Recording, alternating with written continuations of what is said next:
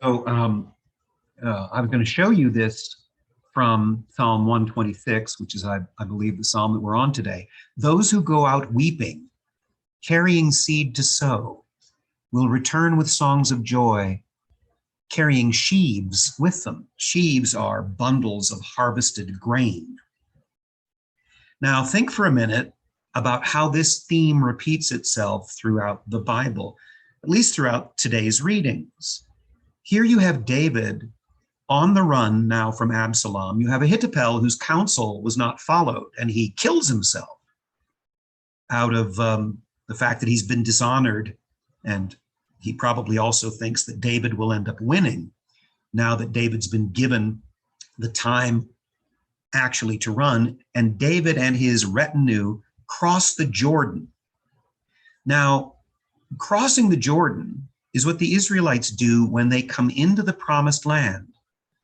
And the waters of the Jordan part the way the waters of the Red Sea did. And Joshua leads the chosen people into the promised land by crossing the Jordan. So crossing back out of the Jordan symbolically means that David is in exile. He is no longer in the promised land. He's in a land of sorrow. He's in the in-between country where we haven't yet achieved what we long for and struggle for, which in a sense is where we all are. And then Absalom eventually follows him. So David is doing what the entire people of Israel did. When they left Egypt and they were wandering through the wilderness, they had to cross the Jordan into the promised land, but he's going back the other way.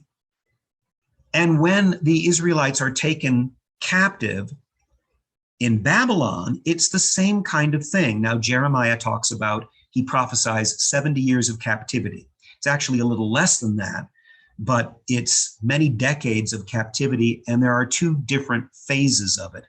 Jeremiah, at this point of the book of Jeremiah, is at a point where the king of Judah has been taken away, but there hasn't been the crushing yet of everybody in Jerusalem, and the temple has yet to be destroyed. So this is sort of the first stage of the oppression and exile of the Israelites by the Babylonians.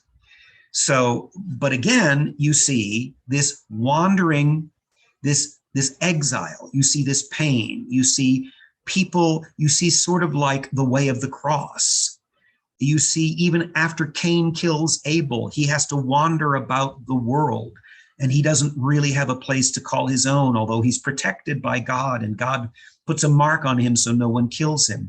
In a way, we are all strangers and sojourners, and the Bible in particular shows the Israelites and various members of them recapitulating this movement. So, Psalm 126, once again, let's look at it, and then you understand that this probably referred perhaps to the Israelites in exile, but it refers to all of us. Those who go out weeping, carrying seed to sow, will return with songs of joy, carrying sheaves with them. If you're exiled and you have to face anxiety and uncertainty, you might feel this way if you guys are preparing to go away to college, or if something is going on in your life that's very difficult, or if you have to leave. We've all felt this way, in a sense, since COVID began. We're in uncharted territory, but we are carrying with us in our exile seed to sow. And even in our tears, away from our homes, away from the promised land, away from the rest and the Sabbath that is to be provided for us, we are at work sowing these seeds so that when we return, spoiler alert, even David will return and cross the Jordan, coming in the right direction into the promised land, not going out of it. When we do that, we will have the harvest of our sorrow with us. And this is why we have the song, which many of you probably don't know, because these old songs, you young whippersnappers don't know. Bringing in the sheaves, bringing in the sheaves. We will come rejoicing, bringing in the sheaves. If you've heard that song before, they sing it at the Salvation Army. It's based on Psalm 126, which is based on not only everything in the Bible, but this basic human experience of exile. Now, maybe it's good for David, because when David was a fat cat, when he was sleek, and when he had everything he wanted and needed, that's when he sinned. And look at the Laodiceans that the Holy Spirit addresses in one of the letters to the churches in Revelations. They're neither hot nor cold, they're lukewarm. They're comfortable.